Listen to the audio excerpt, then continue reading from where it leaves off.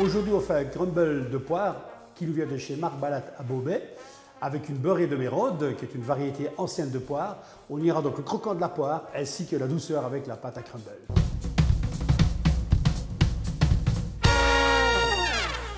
Un crumble?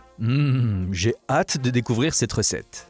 Alors, j'ai choisi de la poire beurrée de Mérode de chez Marc Balat à Warsage, du beurre pour la saisir, du beurre pommade pour le crumble, de la farine, de la poudre d'amande et du sucre de canne. Du beurre pommade? J'ai jamais entendu parler de beurre pommade. Alors, le beurre pommade, c'est un beurre qui sort du frigo, température très froide, que l'on coupe en fines tranchettes sur une assiette. On le laisse à température ambiante pendant 20 minutes, une demi-heure. C'est ça, un beurre pommade.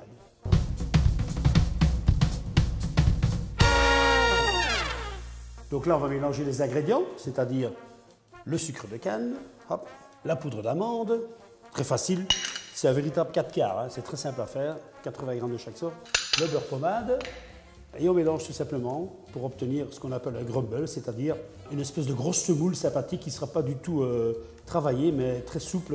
Donc ça va être important de le mettre au frigo après pour que tout soit redurcisse. Voilà, terminé, ça ressemble à une petite semoule sympa. Et voilà. Et voilà, c'est parti pour, on va dire, une demi-heure au frigo.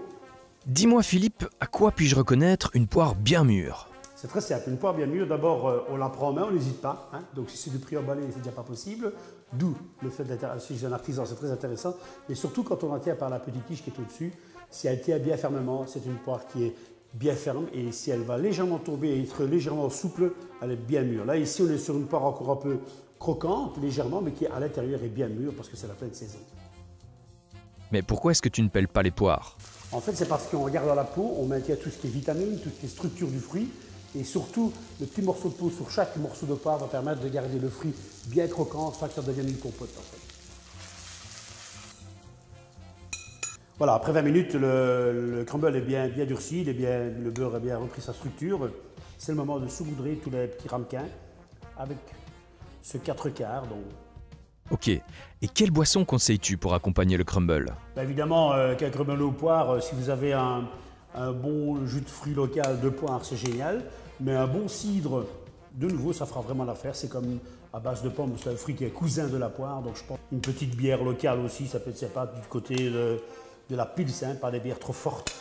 Voilà, c'est terminé, il n'y a plus qu'à mettre au four à 230 degrés sous la grillade.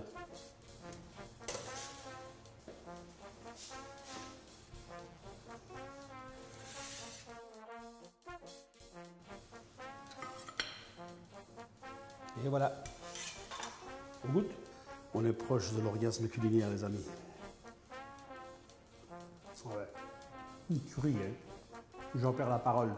Trop beau. Merci Philippe Renard, chef chez Philosophie de Cuisine.